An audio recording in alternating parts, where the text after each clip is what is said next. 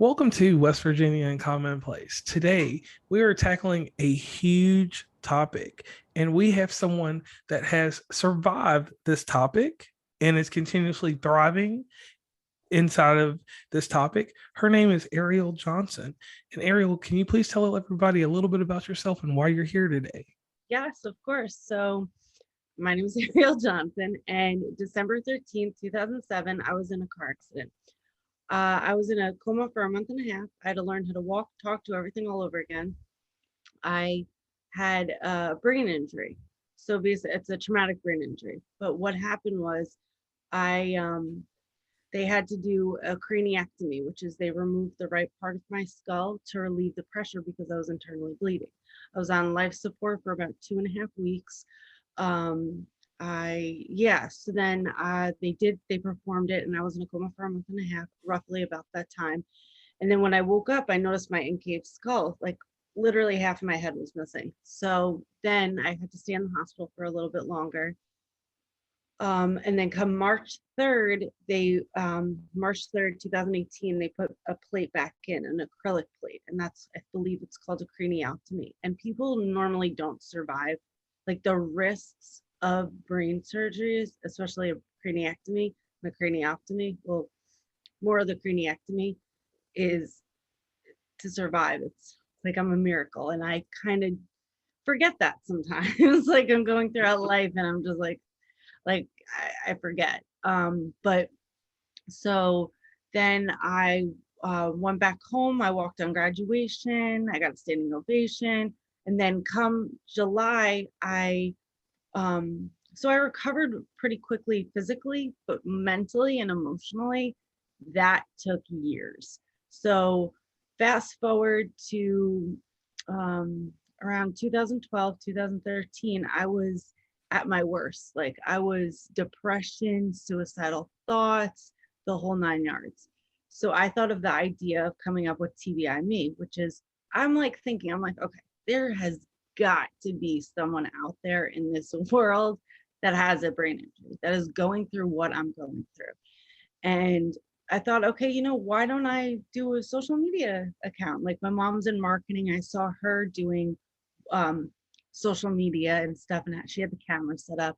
And I tried it, but I would get so frustrated myself because I was like, I would try the videos and I'd screw up and I'd be like, oh, I can't do this. So then I kind of just more recovery, and I eventually left and I moved in with my boyfriend, and then the uh, the what is it called? The corona happened and we had to stay inside, and I'm like, okay, that's it. I'm starting it. Like it's now or never. Ariel, come on, you got to do it. And it took me legit 7 years to do it. And then I got a ring light, and I was like, I had to get comfortable with myself on camera. So now I created TBI Me to help, to really just help and connect with brain injury survivors. And you don't even have to have a brain injury. You could be going through depression or, just to kind of bring everybody together. That's not. Okay, and I like and I like that you're doing that because like when I went on your page after we started talking, like you notice you're doing what and it's a lot of people that are starting to bring this to the forefront, making mental health not taboo. Because that's something I focus in on. I do try to do different concentrations like anxiety, depression, because it's so many different levels to mental health. And I don't call it an illness. I say mental health because we all go through facets of these things, but specifically traumatic brain injury. To the audience that necessarily would not know what that is, could you explain to them what that is? And you even gave me an insight in our little pre-call, like the first 4 minutes we talked before we even started this. You even explained to me that having a concussion, is a traumatic brain injury. So traumatic brain injury is basically like, now I'm not a doctor, right? I've just been through the ringer. So a concussion, I try to learn as much as possible as a TBI survivor, but a concussion is a form of TBI because you're hitting your head. And I've gotten a bunch of concussions when I was younger, and my cousins did, and I've noticed that younger children do get them when they're younger because they fall and they trip up. a trip and stuff. But yeah, so the more and more, like, I didn't know I met a lot of TBI survivors, and a lot of them were concussion survivors, where like literally they slipped on ice and they hit their head, and then everything changed. Their life changed from just hitting their head once on ice, or running down the stairs and they hit their head. And it wasn't, they didn't go and they didn't have to deal with brain surgery and being in a coma. Like it like that, like I don't think people understand, like, your head is everything, your brain is everything, that's how you operate. And just be careful, I guess, like, to your head. So yeah, so concussions are a form of TBI. And All right, so could you give us a little insight? And I know that you talked about this before, but just so the listeners can get a roundabout idea of who you are just a little bit more, could you tell us about the day before you had your accident? so honestly, I don't remember. So I remember, okay, I was in high school. I wasn't, I didn't, I wasn't, I didn't have any structure in my life. I was a 17-year-old kind of just flopping around, like following friends, like, drinking, doing whatever, partying. And then it's crazy to say, but I'm so happy that the accident happened to me. I mean, yes, I had to go through being on tons of pills and going through severe depression and like suicidal thoughts, but I'm so glad it happened to me, because if not, I would not be in the predicament that I'm, the situation I am in now, where I can help people. Because it's like before, I was just so, I didn't care. I didn't care about what I was doing. I didn't even know if I was going to go to college. This kind of set me, not to say like like you don't have to go to college to be successful, but I I didn't know what I wanted to do. So it's like the accident was a blessing in disguise, in the sense that it put me in a better direction. And it was like, okay, now you can go, you can start driving again. You can, you have a vision and a direction now, which is really cool, because I don't know where I would have gone if it didn't happen to me. So All right, and from that, obviously you got this passion to educate people about mental health and things like that. And another thing, like you said earlier, like you started developing into doing these videos, and I noticed like as I got to see more of like your Instagram stuff, like you're in front of the camera now, like you're yeah, there, um, it's and you go ahead. so like it's in the beginning. I have so I to tie it into anxiety. I have really bad anxiety, and I'm not afraid to admit it, because it's like, why not? Like I'm realizing everybody, especially in today's age, has anxiety. Like, so being in front, I was so nervous about being in front of the camera, right? Because I have like deal with body dysmorphia, and especially because my incave skull. So this is where, so like, I don't know if you can tell, but Okay. this, whatever. So this is the in skull, and I was so nervous. I was like, oh my gosh, people are gonna judge me. I'm gonna be like ridiculed. And then I was like, you know what? I think I had a talk with my boyfriend. He was like, Ariel, just do it. Just do it. You're helping people. Like, just do it. So I was like, all right. Just kept on doing, kept on getting in front of the camera. And I was like, I put those thoughts aside, like the negative thoughts that people were gonna judge me, put it aside. And I was like, listen, I have one life. It took me 7 years to get a ring light and to do this. Let's just do it. And then I just started getting comfortable and comfortable and comfortable. And I'm able to do interviews, or like hour-long interviews, and be okay with it, and not have my anxiety go through the roof, or the fact that like my communication as a TBI survivor, so there are things as a TBI survivor that people don't realize that you go through, because it's inside the brain, right? So one Yes, of them, so what? I said yes. Yeah, yeah, yeah. So one of them being communication, right? So I had such an issue with communicating with people. I did not know how to do it. So I I would stutter. I would like trip over my words and be like, oh, did I say the right thing? Did I, what's going on? So I read 7 highly habits of effective people, and I just kept on like reading a lot. So that's what I do on my free time. I read a lot so I can be better in front of camera, right? Public speaking, because this is in a sense public speaking. So I try to read as much books. I try to, just be a better interviewer or person on the camera. Hold on one second. My dog.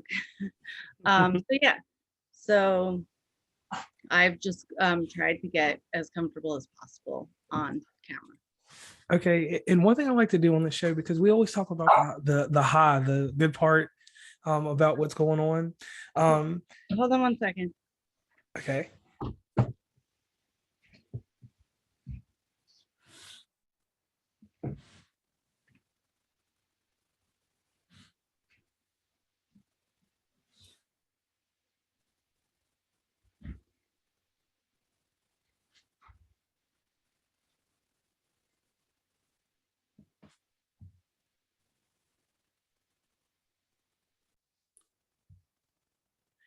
So Ariel, you get out here, you've got this new motivation, you got this new self-esteem, and you're out here and you put out your first video. What was your first disappointment from putting out your first video?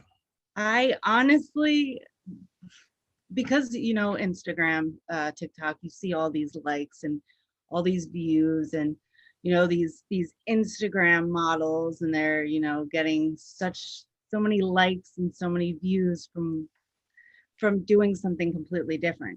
And I'm like, okay, I had such bad doubts, because I was like, nobody, like after I did my first or second video, I was like, nobody is gonna want to see this.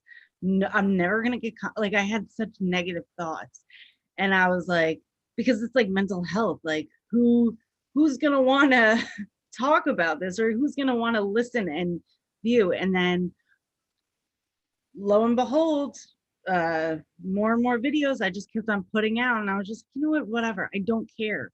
I don't care if people don't like it.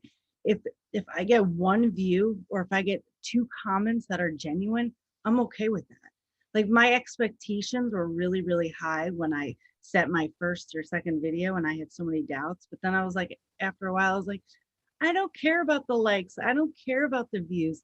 I care if I'm genuinely connecting with people and helping people, because at the end of the day, that's all we are as human beings on this planet, is to give good energy.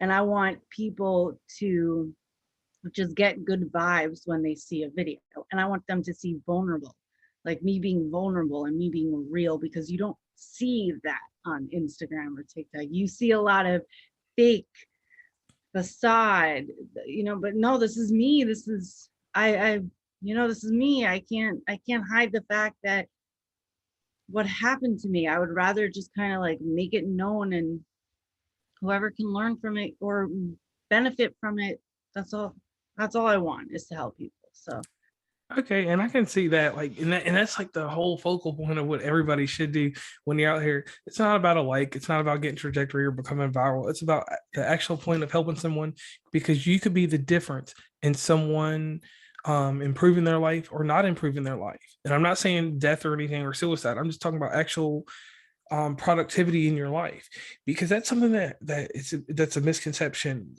People think that you build yourself up and you get great and you're awesome every day and all the time. No, you help someone build up on Monday because of your video. On Tuesday they may be a little down, they watch a video again on Wednesday, and you're good to go.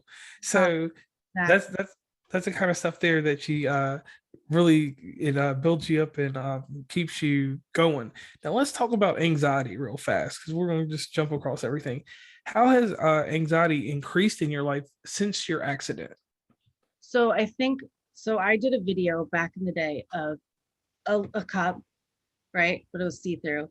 And I had put an egg, regular egg, and your skull is this. And the egg is your brain. So I literally popped this in, and then I squiggled it around, and then it was all broken in the yolk, right? So that's basically what happens when you have a TBI, right? Or traumatic brain injury. Okay. So my anxiety was like, I didn't really have anxiety back in high school. My anxiety plummeted. Like it went from here to here. So it's like, I worry. And also my anxiety, because I had to relearn how to do everything all over again. Now I'm talking about a lot of things were foreign to me, but a lot of things I remembered. So it was really weird. So it's like watching a show all over again, or uh, how do I say it? Like doing things like brushing my hair again, or like I would have anxiety that I didn't do it correctly. And then I would go out into the real world and I'd be like, oh, I think I did it all good. And then I actually didn't. And then my anxiety went up through the roof. So it's like that. It's just the new, like being so new to the world again, new fresh eyes. And it's like having that anxiety to try to be a citizen again, right? That's all I wanted to be. I just wanted to be normal. I wanted my old life back, but do it 10 times better. Because shit, pardon my language, sorry, if I can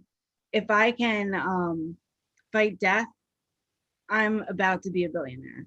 Like, you know what I'm saying? Like, if I can Yes. do this, I can definitely own many houses and get as much money as I can. Like, I have a really high high hopes and dreams for myself, because it's just like the more I go throughout life and the more anxiety I have, I'm learning that. But one thing I am learning through reading and through learning, you have 90 seconds to, emotion comes in, like a high emotion such as anxiety, right? You have 90 seconds that it takes for it to just go away. So I kind of hold on to that 90 seconds and I count, and I'm like, okay, or I do something else, or I jump, or I do like just I fight through the 90 seconds of anxiety, and then before you know it, it's gone. You know what I mean? Or I sleep it off, or I do something else, and I'm like, all right, that those 90 seconds are gone. I'm done, and now I can move on to something else. So it's just kind of working through my anxiety. That it's an everyday, it's a work in progress, but it's Okay. a work in progress. All right, and with that right there, that's probably one of the gems inside of this episode that someone will hear later, because you talking about that, like you said, that expression of giving the authenticity, the rawness of what really happens. That's what helps people. That's what attracts them. You have a support group Mhm. that you have. Could you elaborate a little bit on that and let the audience know about that? Yes, of course. So I'm the survivor, the warrior that went through this whole situation, my trauma. So I actually created a group, a Facebook private group for TBI caregivers to kind of come in and talk. It's on Facebook and it's private, and they can just talk. They can complain, they can be happy, they can be whatever, but it's in a safe space where it's just TBI caregivers and no one else. Okay, and that works out pretty good for them because they give them a space to talk. And that's Yeah. one thing. This whole communication thing. I was talking to somebody about this. This is something I learned, and I'm from originally in the state of Virginia, but I live in West Virginia now. One thing we were taught in school, and it's this real simple thing. You're taught about the colors, like the light. You see light in transparent, translucent, and opaque. And when you see these things, transparent is you can see it directly. Translucent, it's a little blurry. Opaque, you can't see through it. So what we were taught in school is you translate that to communication. You have to be transparent with some, translucent with some, and then opaque are usually the people that you necessarily don't get through to at that moment, but you still have to talk to them all in the same manner. But you learn these three different people. And once you learn those three methods of communication, no matter what you do, you can tailor certain things to certain ones at certain times, because you're not going to reach every single person with your message at once. But No. doing your message in three different ways, kind of. So cool. And that also kind of goes into setting healthy boundaries, right? Because Yes. like, I don't know if you're familiar with narcissists, like Yes. narcissists in the world, but one of those, like opaque, is like you said, opaque is you can in a sense gray rock them, show no emotion, right? so that you can go as far as being as transparent as possible to then just gray rocking and just being like, okay, and understanding you're dealing with this kind of person. You know what I mean? Showing no emotion, showing no reaction, and processing what's coming to you and just being like, okay, I'm not going to react. This is, you want a reaction, but I'm not going to give you one. So that's how, in a sense, you can be okay. Sorry to say that Yeah. in well, I know that's great because, like I said, it's just the experience that people get, and like someone like yourself, when you do these messages and all this stuff, you're looking to see what's going to be long standing and what's going to hold up. So, with you inside of your messages, what would be the long standing message that you want to give to everyone in these categories? so to just always be kind. You don't know what someone's going through. You could be on a subway and they could be just having a bad day, or it's not even about that. It's just being about.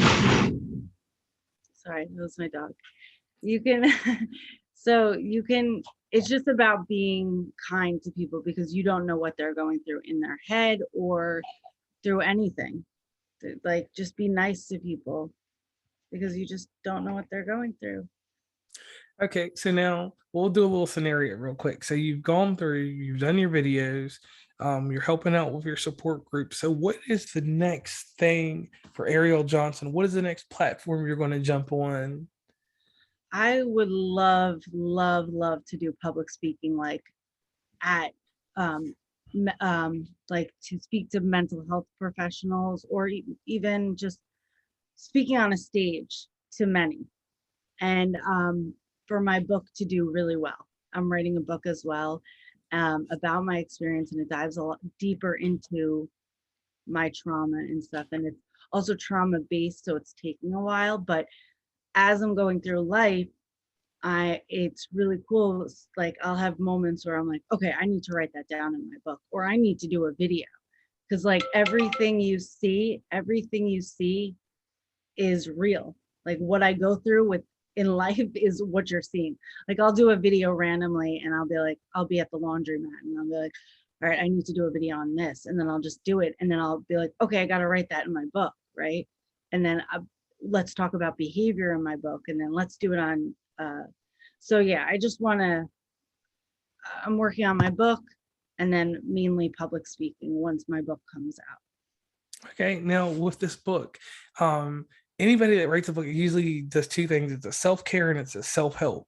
Because as you're writing it and you're seeing it, we both know this. There's different contexts. Like when I hear something versus when I see it, in a written form or in a physical form, it does different things. It stimulates different things inside my mind, different emotions. So, what was the first reaction when you first put the pen, or if you typed it, however you did it? What was it like to put the first page of this book together?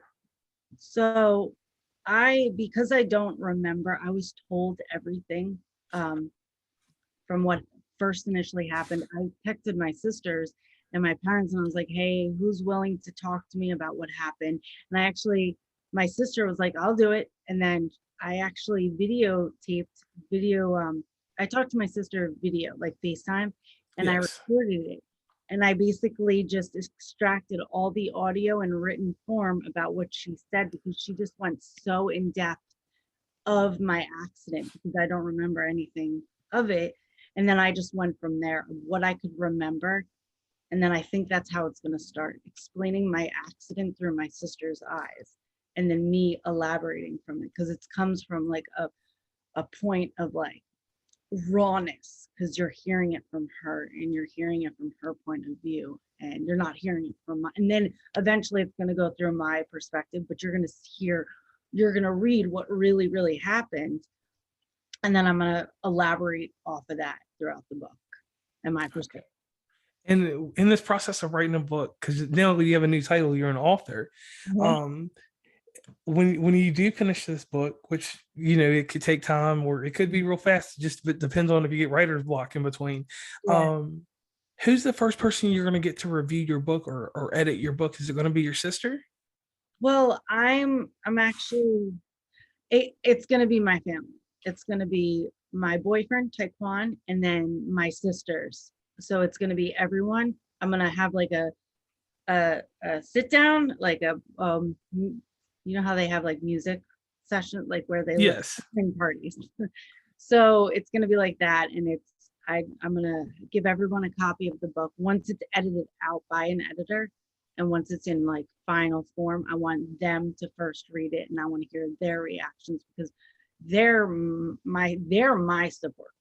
Like everybody has a support group. They're my support group, so I need to get their a-okay from, you know what I mean? Like, not their a-okay, because I know I can, but I want them to approve of it first, and then I'll Okay, get, from there. yeah, and then I'll go from there and let the world see. All right, so I have a topic I want to talk to you about because some people, and this is a mental health topic that people like, it causes arguments, like, and people get really enraged about this. And it's this famous phrase called codependency. Mm, I'll give you my take real quick. People say that I admit that I'm codependent on my co-host. She's also my girlfriend, Stacy. oh, She helps me through my vices, like when things happen, and your boyfriend obviously helps you. But they say I'm codependent on her to handle my emotions. But I say this about codependency. Um, and I'm not talking about like the aspect of someone being single and not having people. I'm just talking about just having someone there to help you. It doesn't matter if it's a boyfriend or just a friend or mm, whoever or non-binary, whatever you do.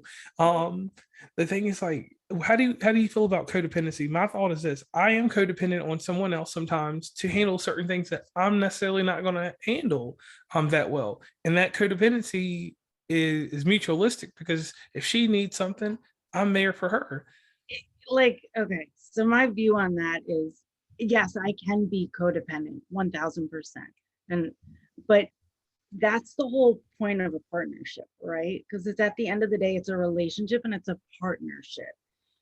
If it's bouncing off of each other, right? It's the energies. So if you fault in something, your emotions, she can help you with that. And that's okay. And I think this goes into society. Society thinks that it's okay to have a say in your relationship, like that codependency, when it's like, no, if you're a whole person and you can, do things without her, then I don't think you're in a sense codependent. Like I don't I think a partnership is a yin and a yang, right? You Yes. help each other out in certain situations. Like if I can do this and then he'll do this. Like he'll walk the dog and I'll, pick up the poop. Or like, you know what I mean? Like little things, you help each other out. And Mutualistic things. yeah, yeah, it's a partnership and it's a friendship. That's the bottom line, because you can't Yeah. be perfect. I'm certainly not perfect, and he's certainly not perfect. So, but we work really well together, and So yeah, we can pretty much say like that you agree like that there is some type of codependence we do develop somewhere with someone in our support group. of course, because you need that as a human. You need that dependency, but it's when it's taken too far. Like a little is okay. Life is all about balance, right? So it's Yes. okay if it's like, as long as it's just not too much. It's like if you eating too much food or like eating too much of something, you just want to have a little bit and then it'll work out, you know. Yes, yes, yes, yes. Now, here tying into something more deeper, because I like to talk to people that engage in mental health activities and exercises. When we're starting at the very beginning, you said something about boundaries. One thing that I had to learn about my mental health early on in life, I had a traumatic event happen to me. My father died, and he was killed in an accident. So I went to a therapist, and we all go to a therapist at some point in life for something. And if you don't go to a therapist, I always tell people sometimes going to get the professional help does help sometimes. Everybody. Uh, so the one thing that I had to learn, and I learned this at the age of 8, boundaries. And I want to talk to you about that. At age 8, I learned with boundaries that I have to not put up a electrical fence to keep people out, but I have to have a defense mechanism for certain people and certain things because I always have to look at with my boundaries someone's intent. Mm, And with their intent, if I can't judge it in the first 90 seconds of me meeting you, like you said, the 90 seconds about slowing down, then I have to let you inside that fence, and I have to take care of whatever repercussions that I get for letting you inside those walls that I normally keep, I'm very defensive about or set boundaries about, because I want to learn more about you, or I want to engage more with you in life. Mhm. So when I learned about how to set certain boundaries and how to keep certain people at certain levels in these boundaries, it helped me from age 8, and I'm 36 now. So obviously I've learned even better boundaries with experience. So tell me about you. How did you start setting boundaries? So, like I said, with a brain injury, it's really hard for, it was really hard for my family to kind of acclimate, right? And Mhm. we would be at the, and that's another reason why I started the TBI caregiver group, because I saw over the years, I saw what my mom, my dad, and my sisters were going through. And I'm like, oh, people need support. So that's where I created, that ties into the support group that I created.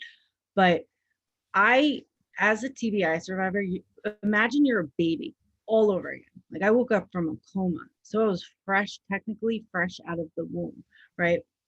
But I remembered a lot of things, so it was a little different. So I would get extremely, extremely tired. Or my social battery, like now, my social battery conks out really quickly. So I'm like, I was out, for instance, I was out with my sisters and I was hanging out with them for a couple of hours, and then I was like, listen, they're twins. And I was like, listen, twins, I gotta cut the cord. My social battery is out. I gotta go home. Like I knew the trigger. Like I just knew it. So I just kind of told them, I was just up and honest. I was like, listen, you have about 15 minutes of me left, and then I gotta head home. And especially when I first came out of the hospital, and there was like everybody would be at the dinner table talking over each other. I would just kind of do what's best for me. Because at the end of the day, setting healthy boundaries is doing what's best for you, right? Yes. Making sure that your mental health is good. Like understanding that there are people around and you love and stuff. But at the end of the day, if you're not 100%, you can't show up and be 100% for them. So you have to check yourself. So I would do check-ins. I would do mental health check-ins, and I still do it to this day, like not realizing. I'd be like, okay, Ariel, you good? Like, okay, can you handle another hour of this loud talking? Can you handle this? Can you handle this? And I would do these mental check-ins with myself, and then I'll be like, okay, let them know now. Or even if it's like sometimes, so it doesn't even have to be like that. Like if say if I'm fighting with someone, right? Okay. And I'm like, all right, this toxicness I can't handle. I would literally have to again set boundaries and just say like, hey, listen, this is not working out. Like kind of set it like a business mindset. Like you know how like business you keep it real, it's no emotions involved. So that's something sometimes you have to do. Like, hey, listen, I this is just not working for me right now. I need to work on myself, or I just need to eliminate myself away from this. So I find Okay. it really good. Now, you made a good point about mental check-in on yourself and doing that for others also.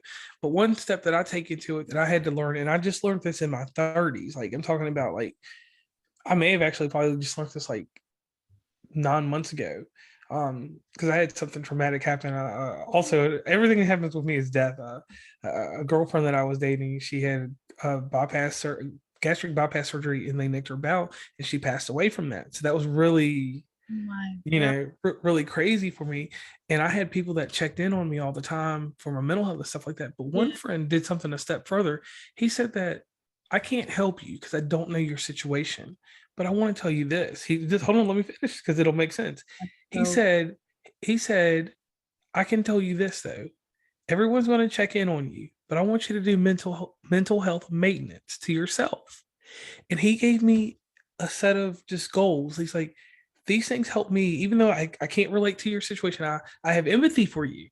uh, He said, do this mental health maintenance and see how it helps you. So I will get on Instagram story for like 90 days or a long time, just post a picture, whatever. and I wouldn't write anything with it or anything. I just do it in my stories, just so I had that thought of I'd see her every day when I looked at my phone at lunch or something like that. And these were certain cues that he gave me, but he gave me a maintenance schedule, not just a check-in or a checkup, a maintenance schedule that I kept every single day. And I was like, this guy helped me. Everybody else helped me, but I was like, this one guy, even though he clearly his first statement was that he couldn't help me or he couldn't relate, he did more for me than anybody else because he gave me a different way of thinking about my mental health. So I was like, I'm going to do a mental health maintenance on myself. And when I have free time, like you said, with setting boundaries, there's people that are engaged with me that I'm going to be like, hey, have you done your mental health maintenance? So what would your thought be on that? That is so smart. Like at first, like when you said, I was like, wait a minute, he's not gonna like show you support or empathy or, but you said he's gonna show you empathy, but the maintenance is the number one thing because it's like you're grieving. You are grieving someone, and it's like you need to kind of go through. Like I feel I saw Janae Eiko. She had explained that life is a feeling. It's a feeling journey, right? It's a feeling process. So it's like feeling grief and feeling it out and cycling it out your body and understanding, like doing those maintenance checks and being like, okay, today I feel really still sad, but tomorrow maybe I'll feel this way. And it's just like talking to yourself and letting feeling these things out, whether they're good or they're bad. And I think that really helps with the maintenance thing, rather than trying to fight these feelings that come into view. You know what I mean? It's like, because I feel like if you don't grieve now, it's going to show up in your life in a different way. Whether it's like, because you have stored trauma. Because, okay, if trauma happens to you, it's stored in your body, right?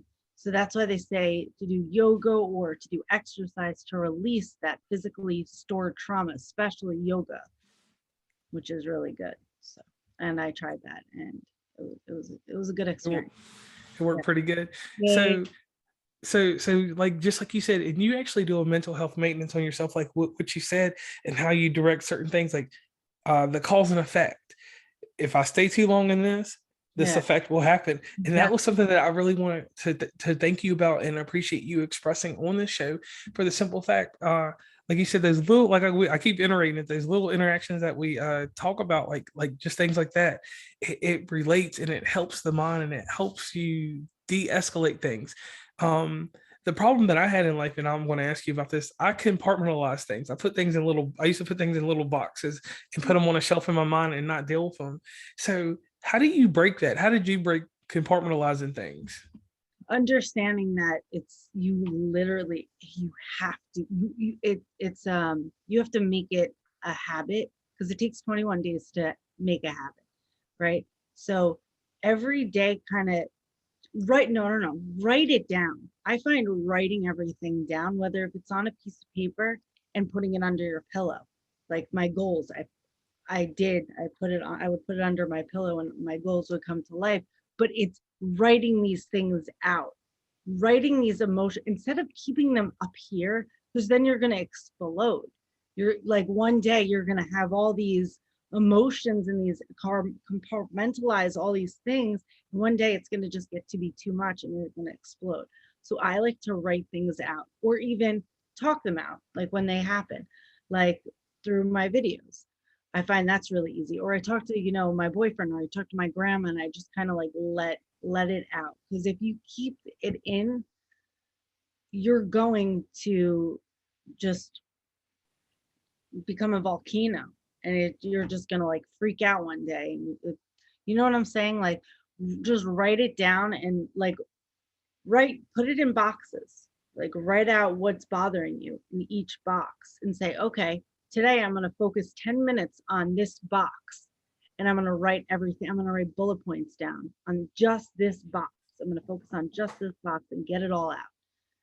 You know what I mean? So you can set a timer for 10 minutes to work on just that box. And then the minute you finish it, yeah, it's out of your mind. It's out of sight, out of mind. You're done with it. Goodbye. Just like I say, my grandma's famous phrase, it's like putting your hair in a ponytail. It's all behind you. Exactly, exactly, exactly. It's all behind you, and it's like just it's away from you. Okay, so we did talk about your book, we talked about your support group, we talked about what you do as a whole. But outside of this, you have your boyfriend, you all are at home in the evening time, you've done all this stuff for the day, and you're Yeah, sitting down and whatever you do to relax, watch TV or just talk. yeah. You're sitting there and a message pops up on Instagram. We're just going through a scenario, and someone tells you that you really helped them, you reached them today.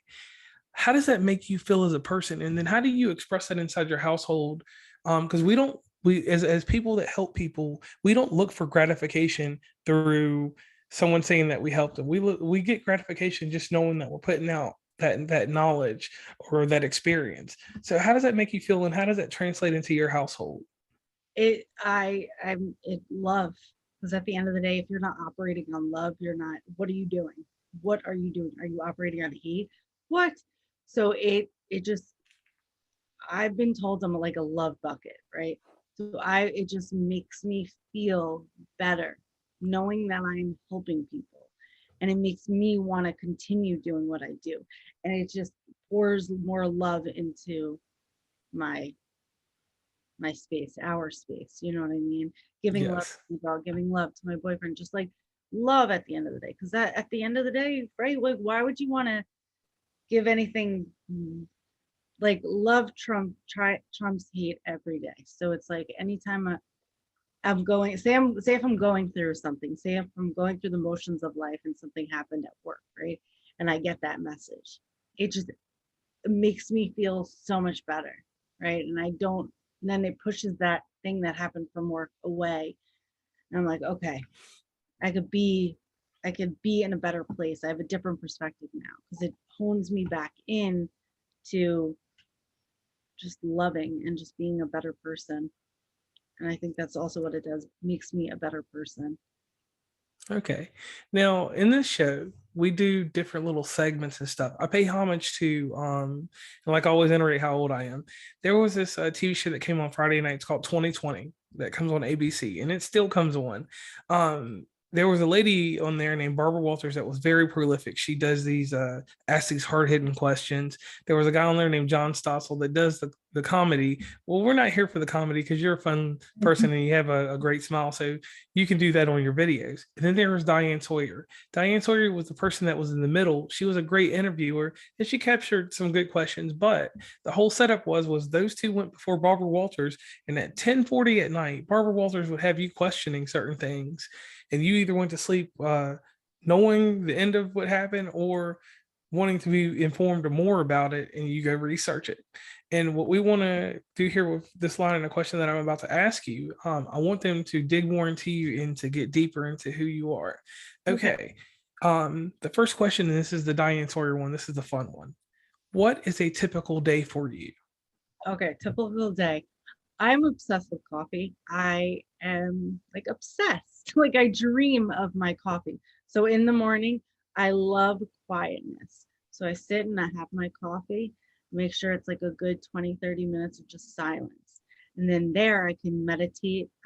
So I study billionaires and millionaires, right? And learn what they do. So eventually can become one. I want to be comfortable, right? Right. So so yeah, so I like to sit and I like to manifest what I want for the day, right? So I sit and I meditate and I manifest and I speak to existence what I want for that day.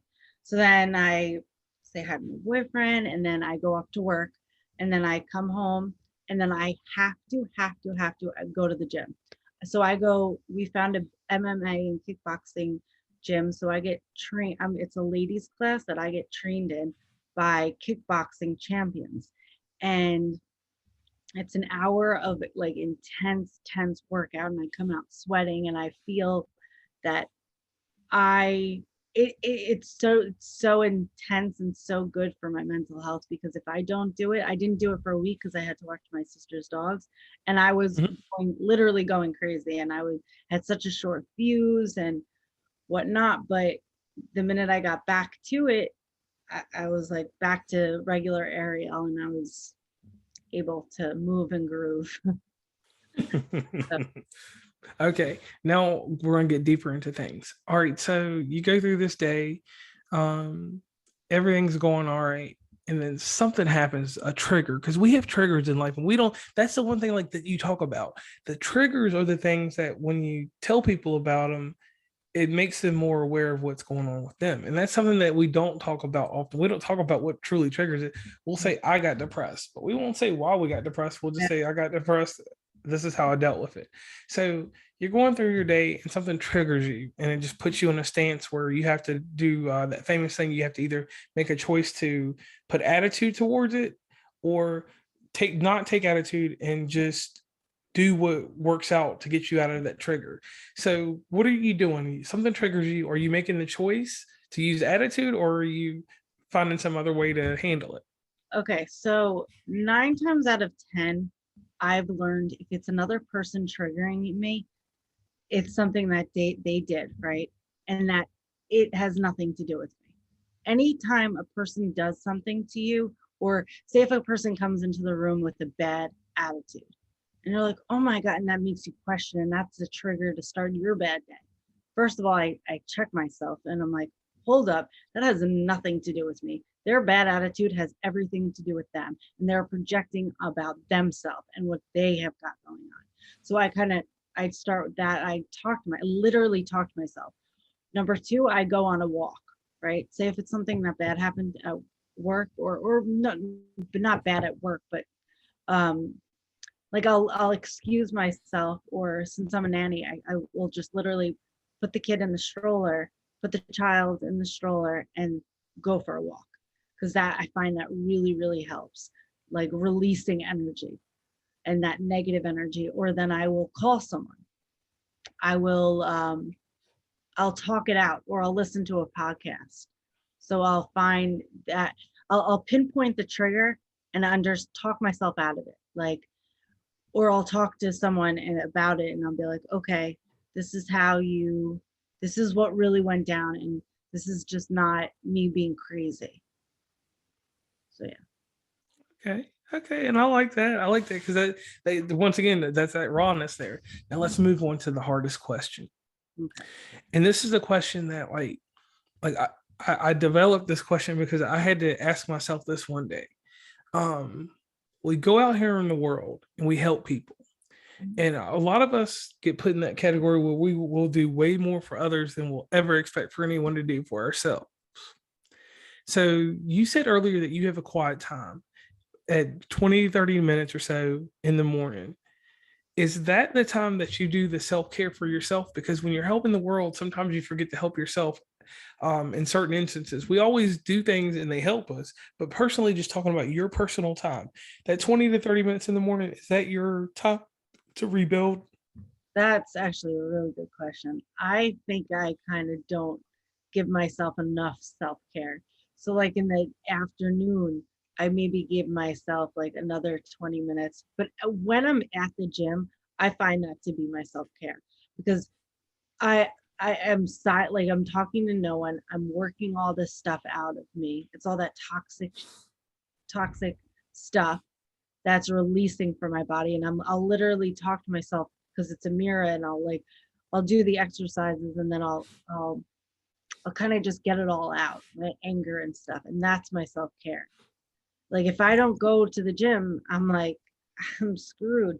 And it's even like whenever at night, like my boyfriend's a music producer, so when he's like doing his thing, or when I find reading, I get lost in Nora Roberts books. Okay. She's an amazing she's a bestseller, I believe, and she's just an amazing romantic. um I just get lost in those books, and that's my self-care. Like I read at least one book a week from her, and I just get lost in it. And it's like that's also my self-care. So anytime I'm reading, I love it. So, Okay, and I like that because you're telling us about yourself, and like that's the one thing like that I love about doing these podcasts. You get more personable, you get more authenticity, like because we see the videos and all that other stuff, but that question, no one may ever ask you that question again. And I'm glad to hear like that you take care of yourself. And you said that you don't do it well, but your mental health maintenance just clicked in. So Yeah. you basically got it going there. All right. So Ariel, as a lasting effect on this show, because these things are submitted and they go on forever, I would like you to do this real quick. There's a billboard Okay. in a city. I'm from West Virginia and I travel everywhere. You can catch me in New York, New Jersey, wherever. Your billboard is going to be in Freehold, New Jersey, because that's the city that I'm in love with right now. Freehold, New Jersey, or will Okay. you do Tom River or even Asbury Park? That's a better place because you got a beach. So you're Okay. at Asbury Park and they see a sign and it has Ariel Johnson. It has your face, your bright smile, and everything. What does that sign say? Oh, uh, I want to kind of just, I know this is crazy, but I just kind of want to go back and just be like, always be kind. Like I know it sounds so repetitive and so, but it's like you can choose to be mean. Like people can choose to be mean, but you don't have to. You can choose to be kind and realize, spread positivity. Always be kind and spread positivity, because this world does not have enough of it. Okay. Now, let me give you something. I always give everybody a testimonial, and some people I give gems to. So today I'm going to pass along something to you. There was a man named Charles Swindle. He wrote a very famous phrase, poem, or whatever. It's called Attitude. And it goes like this, and it's real simple. The longer I live, the more I realize the impact of attitude on life. Attitude to me is more important than facts. It's more important than the past, than education, than money, than circumstance, than failures, than success, than what other people say or do. It is more important than appearance, giftedness, or skill. It will make or break a company, a church, a home. The remarkable thing is, we have a choice every day regarding the attitude we embrace for that day. We cannot change our past. We cannot change the fact that people will act in a certain way. We cannot change the inevitable. The only thing we can do is play the one string we have, and that is our attitude. I am convinced that life is 10% what happens to me and 90% how I react to it. And so it is with this, we are in charge of our attitudes. And I want to give you that gem for the simple fact that you go out in the world, you're a positive figure with so much negativity around you. And it's so hard to blanket yourself to be positive, to break out into that strong armor like Superman, Wonder Woman, or any of these characters, and to do that and to keep a straight face with it, and then to turn off that camera, to turn off that phone, to stop that conversation and go into yourself afterwards, because this is what we don't talk about afterwards, and say, hey, I feel good, I feel bad about myself, but I feel good about what I just did. You go on with life. So that's one thing I want to commend you on and thank you for, because we don't give everybody their flowers or that pat on the back that you should. So going forward with that little phrase that I gave there, you already do that. Yeah. You already passed that along. But that's the one of the greatest reference that I was given that at the age of 9. And I followed that, you know.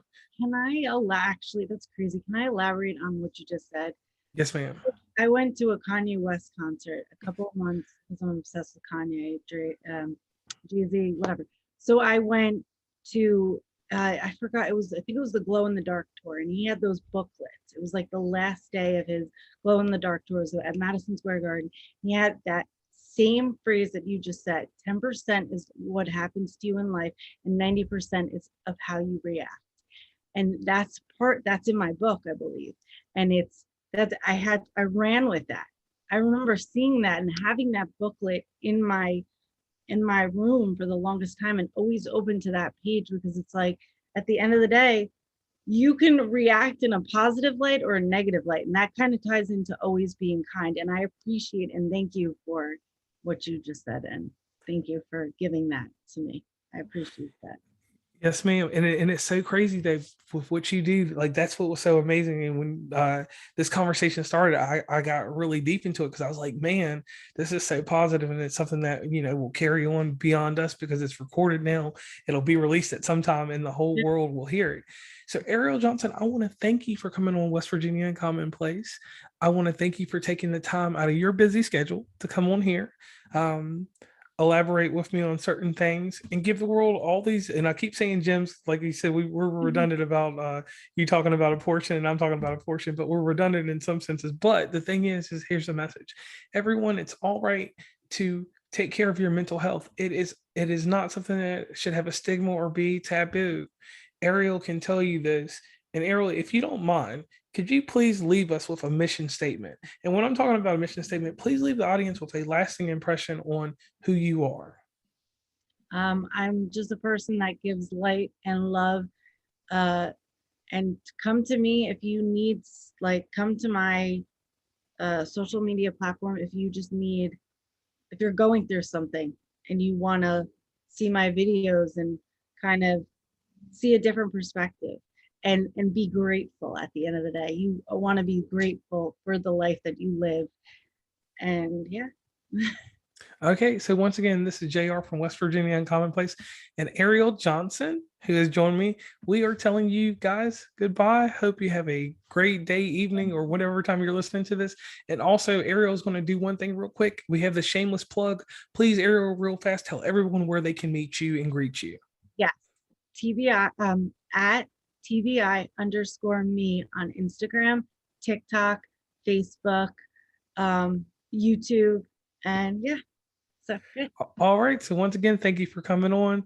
Remember, guys, West Virginia Uncommonplace, you can listen to it all kinds of crazy places. And one cool thing about this episode, Ariel will be providing me with all the information where you can reach her. That will be in our show notes. If you do listen to this episode on Google, you will find her in the search engine. That's SEO. So that puts a lot of traffic towards her. So definitely, if you're on Google Podcasts, please listen, click the links, get in touch with Ariel, and let's start a better life for yourselves. So once again, I'm JR from West Virginia Commonplace. You all have a good day, night, or whatever.